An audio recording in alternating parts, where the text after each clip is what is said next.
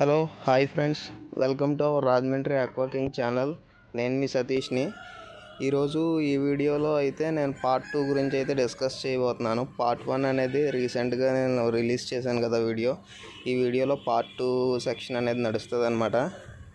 So చూసుకోవచ్చు, ఈ summer season అనేది ప్లాంట్స్కి అనేది చాలా మంచి సీజన్ అనమాట. ప్లాంట్స్కి అనే కాదు, ఈవెన్ మొయినా కల్టివేషన్ చేసే వాళ్ళకి కూడా ఇది అనేది చాలా మంచి క్లైమేట్ అని చెప్పుకోవచ్చు.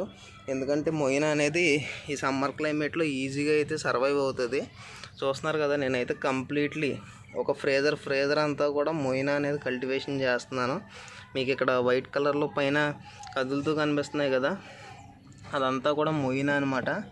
చూస్తున్నారు కదా ఎంత క్వాంటిటీలో మొత్తం టాప్ లేయర్ అంతా కూడా ఆక్యుపై చేసిందో. సో సమ్మర్లో అయితే ఈజీ అనమాట.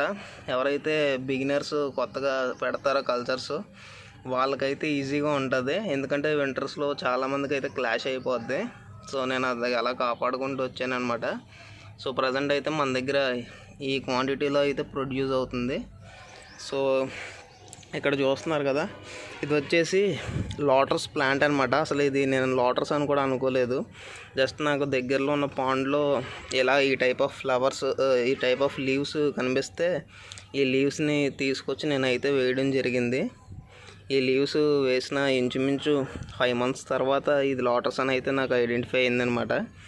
ఫస్ట్ చిన్న మొగ్గ లాంటిది, అంటే ఈ విధంగా మొగ్గ లాంటిది అయితే పైకి రావడం జరిగింది. అప్పుడు నాకు అర్థమైంది అనమాట ఇది లోటస్ అని. ఈరోజు చూస్తే ఇది వైట్ ఫ్లవర్లా అయితే వచ్చింది. సో చూడడానికి అయితే చాలా బాగుందన్నమాట ఇది. సో ఇంకా లేట్ చేయకుండా మనమైతే మన టాపిక్లో అనేది వెళ్ళిపోదాం. ఎక్కడైతే నేను లాస్ట్ వీడియో ఎండ్ చేశానో అక్కడ నుంచి అయితే మళ్ళీ స్టార్ట్ చేస్తాను. సో కంటిన్యూగా అయితే వీడియో వాచ్ చేయండి. ఇక్కడ చూస్తున్నారు కదా, లాస్ట్ వీడియో అనేది నేనైతే ఎక్కడితో ఆపేసాను. సో ఇక్కడ నుంచి కంటిన్యూ చేస్తున్నాను. ఒకసారి లోపలికి వెళ్ళి ఏముంది ఎలా ఉందో అయితే మీకు చెప్తాను చూడండి. సో ఇక్కడ చూస్తున్నారు కదా, మనమైతే లోపలికి అనేది వచ్చాము. ఇక్కడ కనిపిస్తున్న ఈ రూమ్లోనే నేను ట్యాంక్స్ అన్నీ కూడా అరేంజ్ చేద్దాం అనుకుంటున్నాను. ప్రత్యేకించి ఈ పోర్షన్ అంతా కూడా ట్యాంక్స్కనే నేను వదిలేసాను అనమాట. చూస్తున్నారు కదా, ఈ వాల్కి స్విచ్ బోర్డ్స్ వేయడానికి అయితే నేను ఇక్కడ ఇలాగా చేయించాను అనమాట. 3 స్విచ్ బోర్డులు అనేవి కావాలనేసి అడిగాను వాళ్ళని. సో మనకి మోటార్స్ అవి ప్లేస్ చేసినప్పుడు సాకెట్ బోర్డ్స్ దగ్గర ఉండాలి కాబట్టి నేనైతే ఇలా వేయించుకున్నాను, ఒక 3 meters గ్యాప్ ఇచ్చి. సో చూస్తున్నారు కదా, అదైతే ఫ్రంట్ ఎంట్రన్స్ అనమాట.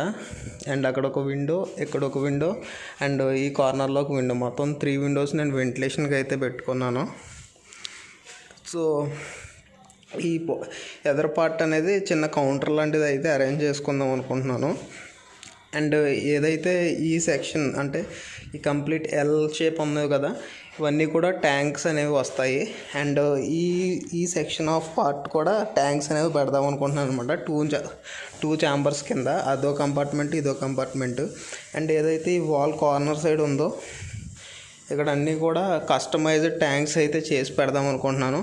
అంటే వచ్చి కస్టమర్స్కి అంటే ఈ విధంగా ట్యాంక్ చేసుకుంటే, స్కేపింగ్ చేసుకుంటే బాగుంటుంది అనే విధంగా ఒక ఐడియాలజీ కోసం నేనైతే నా ఓన్గా స్కేప్ చేసిన ట్యాంక్స్ అయితే ఇక్కడ ప్లేస్ చేస్తాను. సో ఓవరాల్గా ఇదైతే మన అక్వేరియం ట్యాంక్స్ యొక్క సెక్షన్ అనమాట. సో ఇప్పుడు లోపలికి వెళ్తే నేను ఇక్కడ ఒక రూమ్ లాంటిది అనేది బిల్డ్ చేయించుకుంటున్నాను.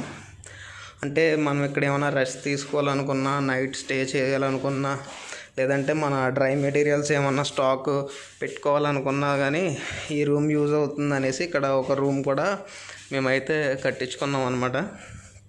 సో చూస్తున్నారు కదా, ఈ సెక్షన్ అంతా కూడా కబోర్డ్స్ అనేవి వస్తాయి. సో ఇది జస్ట్ స్టే చేయడానికి ఒక రూమ్ అనమాట ఇది. సో కొంచెం ఫ్రంట్కి వస్తే ఇక్కడ మీకు కనిపిస్తుంది కదా, ఇది వచ్చేసి సంప్ ట్యాంక్ అనమాట. మనకి ఈ వాటర్ అనేది ఎక్కువ యూసేజ్ ఉంటుంది కాబట్టి నేనైతే ఒక దగ్గర ఒక 14 feet డెప్త్ ఉండేలా అయితే ఒక సంప్ అనేది రెడీ చేయించాను. సో అదనమాట. అండ్ ఇది వచ్చేసి వాష్రూమ్కి మేము ఇలా బిల్డ్ చేసుకున్నాము. మనకి ఇక్కడ బోర్ వాటర్ అనేది రాదు, సో మున్సిపల్ వాటర్ వస్తుంది. సో నేను దాన్ని స్టోరేజ్ చేసుకోవాలి కాబట్టి నేను ఇక్కడ సంప్ అనేది పెట్టుకున్నాను.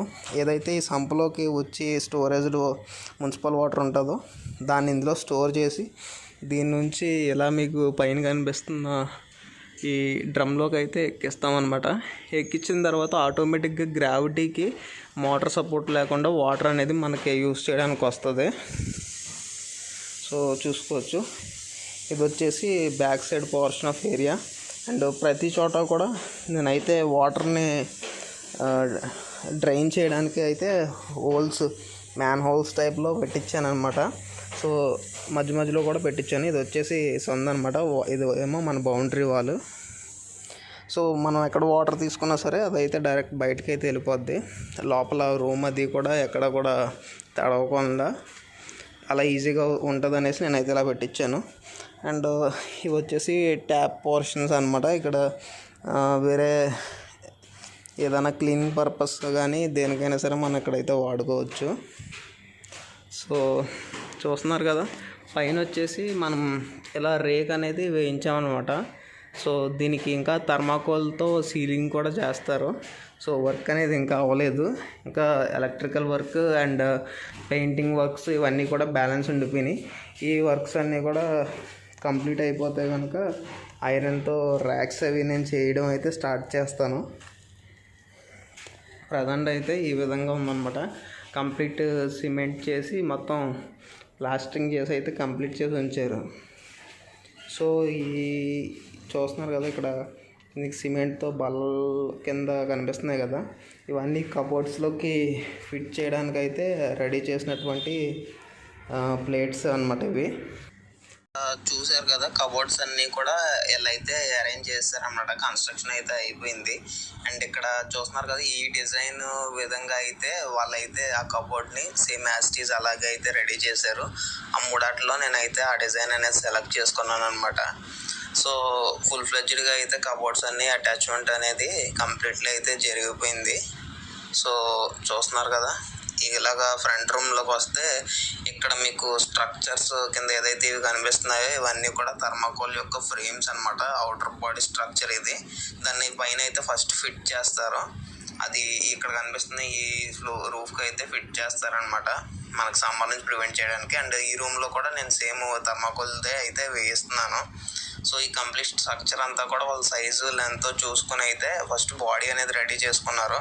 అండ్ బయట గేట్ కూడా రెడీ చేయించాను. సో చూస్తున్నారు కదా, ఇక్కడ ఇంకా వాల్ అనేది కన్స్ట్రక్ట్ అవ్వలేదు, నేను ఇప్పుడు తీస్తున్న ఈ వీడియో టైంకి అయితే. సో ఇక్కడ కూడా వాల్ అండ్ ఆ గేట్ ఏదైతే ఉందో అది ఫిట్ అవుద్ది. సో చూసారు కదా, థర్మాకోల్ అనేది మనకి పైన కంప్లీట్లీ వేసారు. చాలా నీట్గా అయితే వచ్చిందనమాట. ఈ రూమ్లో కూడా వేసారు. ఫ్యాన్కి అనేది ఒక రాడ్ అనేది పెట్టించాను అనమాట, సీలింగ్ ఫ్యాన్కి. అండ్ ఈ రూమ్లో అయితే నేను టేబుల్ ఫ్యాన్ యూస్ చేద్దామనేసి నేను ఇంక సీలింగ్కి రాడ్ అనేది ఏది కూడా యూస్ చేయలేదు. అందుకని అలా ఓపెన్గా మొత్తం కవర్ చేయించేసాను అనమాట, గ్యాప్ లేకుండా. అండ్ ఇందులో వాడిన థర్మాకోల్ పీస్ చూస్తున్నారు కదా, ఇంత లావు పీస్ అయితే నేను వాడాను అనమాట. అంటే మనకు టెంపరేచర్ అనేది మనకి ఎఫెక్ట్ అవ్వకూడదు కాబట్టి ఇంత లావు ఫోమ్ షీట్ అనేది యూజ్ చేశారు. సో వర్క్ అనేది ఫుల్ ఫ్లెడ్జ్డ్గా అయితే చాలా నీట్గా అయితే జరుగుతుంది.